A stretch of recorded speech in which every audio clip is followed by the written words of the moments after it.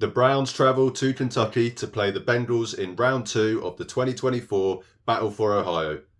Wait, why is it called the Battle for Ohio? The 3-11 Browns travel to Paycor Stadium to play the 6-8 Bengals at 6 p.m. UK time or 1 p.m. over in Cleveland. DTR is set to become the third quarterback to start for the Browns this year, something that feels like an annual tradition at this point. Jameis was benched following, multiple bad games, and with him being questionable for this game, Bailey Zappi might be the backup. So the Cleveland Browns, man.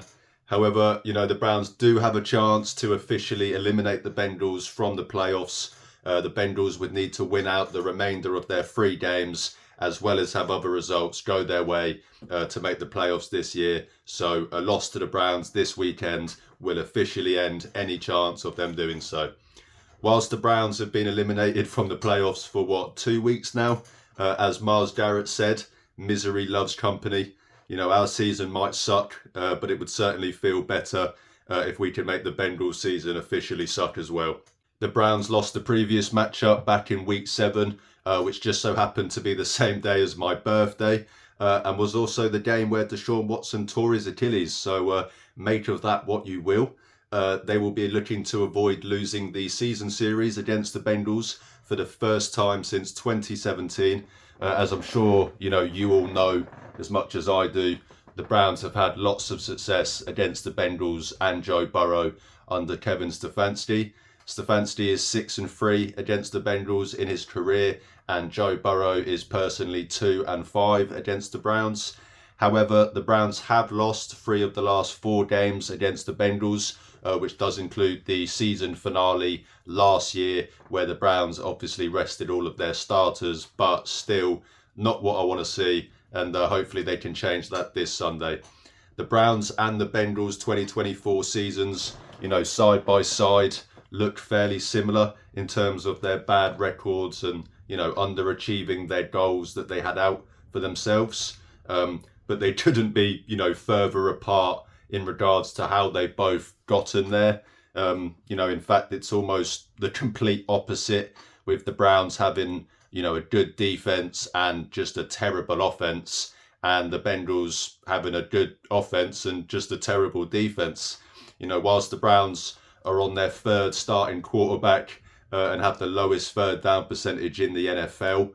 Joe Burrow is leading the league in passing yards and touchdowns. And Jamar Chase is also leading the NFL in receiving yards and receiving touchdowns. So, a pretty decent offense to say the least. Just a great example of how hard it is to win in the NFL, and how all it takes is just a few things that can make your season go one way or another. And this is going to be a tough game for the Browns, especially going up against a Bengals team that still technically has something to play for. But hopefully recent history repeats itself, and the Browns can re-establish their dominance against the Bengals and end their season in their own stadium this Sunday. Before I get into the injury report, I just wanted to give a quick shout out to the British Browns backers. After an interaction between Kelly, who is the president of the club, and a friend of mine, I was able to get my hands on some awesome goodies, including this Browns beer bottle cover that instead of a beer bottle, I put on a deodorant can because it kind of looks like it has an orange helmet. Now, they didn't ask me to do this or anything, but as someone who is proud to not only be part of the Cleveland Browns community as a whole, but the community here in the UK as well, I just wanted to give those guys a shout out for the amazing stuff that they do, especially their game day watch parties at the Hippodrome. So if you are ever in London, including this Sunday's game against the Bengals, then I highly recommend joining the British Browns backers for a great experience with fellow Browns fans. I will put the links to their social media pages in the description for any Browns fans here in the UK that wants more information on how you can get in touch and join just an amazing community that they've built for British Browns fans. And the Cleveland Browns truly are a world's team. So moving on to the injury report for the Browns, defensive tackle Shelby Harris has been ruled out of this game with a elbow injury. Cornerback Martin Emerson is questionable for this game with his concussion. Tight end David Njoku is questionable again this week with his hamstring injury. Cedric Tillman was initially listed as questionable with his concussion and has now actually been ruled out of this game with his concussion. Getting a bit worrying at this point. This is now the third or fourth game that he's had to miss because of his concussion. Obviously everyone reacts differently to concussions. Every concussion is different. But of course, when it's multiple weeks now that he's clearly still either in the concussion protocol or they don't feel comfortable with him playing because of it, it is a worry. So thoughts are with Cedric Tillman, and hopefully he can be back, as soon as possible when it's not as serious as as it might appear to be. And finally, quarterback Jameis Winston has been listed as questionable for this game, as I mentioned, with a shoulder injury. So if he's not able to go, Bailey Zappi as the backup quarterback, and just hope that that those two guys don't get hurt and we're having a 49ers NFC Championship moment where we don't know who's going to play quarterback. So let's just hope that doesn't happen. For the Bengals, actually got more designations than the Browns, I believe, this week, something that doesn't usually happen for Browns game days. Defensive end Sam Hubbard has been ruled out with a knee injury. He's struggled this year anyway, so I'm not sure it's the biggest loss for them. Tight end Tanner Hudson has also been ruled out with a knee injury, and defensive tackle Sheldon Rankins has been ruled out with an illness. So that already pretty weak run defense just even weaker. Offensive tackle Orlando Brown is questionable for this game with a fibula injury.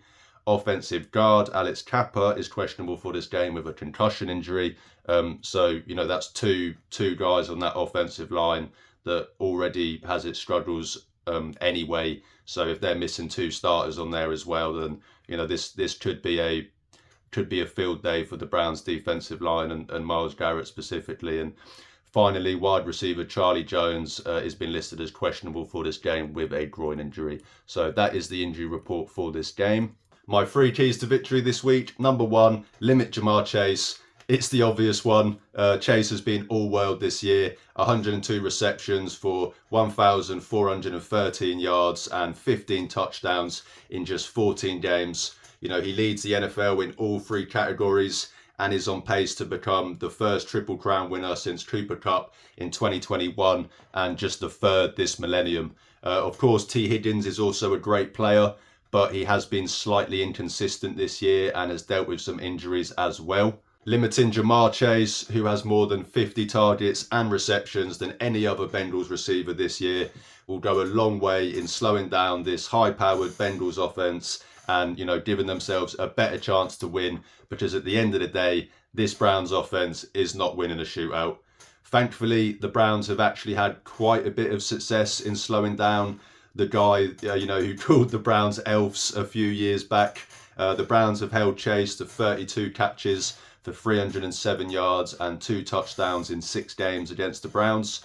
So, his 51 yards a game against the Browns are considerably lower than his career average of 86.9 yards a game. The reason for this, has mainly been down to how well the Browns defense has matched up against the Bengals in recent years. They like to play a lot of man and have a guy in Denzel Ward who can pretty much go stride for stride with Chase, something that not many corners in the NFL can do. Myles Garrett and the Browns defensive line have also just abused this Bengals offensive line, and have been able to consistently get pressure on Joe Burrow, which has forced the ball out quicker and just gives less time for his big play receivers to get down the field. The Browns have to continue to do a good job limiting Chase in this game. They cannot afford to let him just go off for 200 plus yards and 3 touchdowns like he did against the Ravens, because the Browns just don't have anywhere near a good enough offense to keep, that a close game, let alone win it. Limit Chase, force Burrow to have to go to his 2nd and 3rd reads, give this defensive line enough time to get to Burrow, force some sacks and some turnovers, and you're going to give yourself a good chance in this game. My 2nd key to victory in this game is to establish the passing game. As I mentioned earlier, the Bengals defense has been awful this year, They ranked 31st in points allowed and 29th in total yards allowed. A unit that, has played a big role in their recent success over the last few years, has taken a massive step back this year, and has become so bad that their defensive coordinator, Lou Anarumo, might get sacked after being talked about as a head coach candidate, the past few years. Their pass defense in particular has just been atrocious, ranking 27th in yards allowed and 28th in touchdowns allowed. They are giving up 239 passing yards a game to opposing quarterbacks in 2024, which ranks 27th in the NFL. Now, unfortunately, DTR averages just 140 passing yards a game and had just one touchdown in his 3 career starts so far. However, those starts have come in pretty strange circumstances, such as DTR being told that he was starting the day before the Ravens game last year. So hopefully with a full week of practice and, the actual knowledge of being the starter, we can see a better performance out of DTR and his arm, in particular. I'm not saying we need to throw the ball 40 times in this game. Of course not. This Bengals run defense is also pretty bad. I expect to see a balanced approach on offense and, a pretty healthy dosage of Jerome Ford. But the Browns will have to establish their passing game with DTR in this game, as, to avoid being too one-dimensional and to just do a better job at sustaining drives and keeping their offense on the field. With the form that Jerry Jeudy has been in, hopefully he can provide an outlet for DTR in this game to make him feel more comfortable within the offense. The chances are we're going to need more than 140 passing yards to win this game. Hopefully this can be the game where DTR shows that he has an NFL arm. If he does and wins this game, then, regardless of what happens in his NFL future and his Browns future, he'll always have 2 pretty great wins against 2 of the Browns' biggest rivals underneath his belt, and I'm sure we'll get plenty of free beers in Cleveland anytime he visits. My third and final key to victory is to limit the Bengals' third down conversions and keep them out of the red zone. Joe Burrow is Joe Burrow. He's probably going to get his numbers. There's a reason he's leading the league in passing yards and touchdowns despite being 6-8. It's going to come down to limiting the Bengals' scoring opportunities as much as they can and getting their offense, off the field whenever they do have the chance to do so. The Bengals ranked 4th in third down percentage this year at 47.46%, and at home that number is even higher at 56.34%. The Browns defense have been pretty solid on third down this year, ranking 9th in the NFL in opponent third down conversion percentage at 36.17%. However, that number does increase slightly to 41.5% when playing away.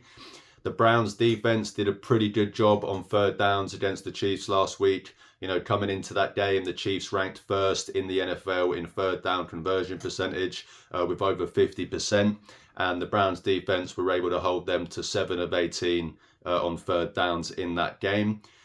Going to need similar production out of the defense this week on the money downs, to keep this pretty efficient Cincinnati offense off the field as much as they can. The Bengals have also been pretty lethal in the red zone this year, ranking 4th in the NFL in red zone touchdown scoring percentage. They've scored touchdowns on 68% of their red zone trips this year, with only the Lions, Bills and Ravens having a higher percentage. They rank 14th in red zone trips a game and 7th in total red zone scores a game. The Browns have somewhat struggled in the red zone compared to other areas on this defense this year, ranking 19th in opponent red zone touchdown scoring percentage at 59%, although they are about middle of the pack in terms of red zone trips and scores per game. Keeping the Bengals out of the red zone altogether will obviously go a long way in limiting the scoring opportunities. But, when the Bengals are able to get into the red zone, the Browns defense has to be able to hold up better, force them into field goals instead of touchdowns. Got to keep the scoring opportunities down. Even against this poor Bengals defense, this Browns offense, as I said, is pretty unlikely to keep up in a shootout, especially with DTR starting this week as well. It's a big ask, but if the Browns defense can limit Jamar Chase, and reduce the Bengals scoring opportunities through getting their offense off the field, and holding up in the red zone, then I do believe that even with DTR starting, this Browns offense will be able to do enough against a pretty poor Bengals defense to win this game. We've asked a lot of this defense this year, so hopefully the offense can reward the favour. Look, as I've said a million times, this season has been incredibly disappointing. We're 3-11. It sucks, but it doesn't matter what the Browns' record is. I'll always be able to hype myself up for an AFC North divisional matchup, and especially one where we have a chance to knock our little brother out of the playoffs. So, these Browns-Bengals games always seem to be pretty fun. I expect this one to be no different. And, hopefully the Browns can fill our Christmas stockings with a W this weekend. But that will do it for me today, guys. Thank you so much for watching. Hopefully most of you have finished work, for the holidays by now and are enjoying your well-earned rest over the festive period. If you do enjoy my content, then please drop this video a like, hit the subscribe button. It's free and it really helps out my channel. You can also check the links in the description to see where you can connect and interact with me on social media. I'm trying to build a community of Cleveland Browns fans, and as I always say, even if I only get to talk to one fan a day, I'm happy because I'm talking Browns football with the best fan base in the world. Thanks again for watching, guys. Have a great weekend, enjoy the game, and most importantly, go Browns.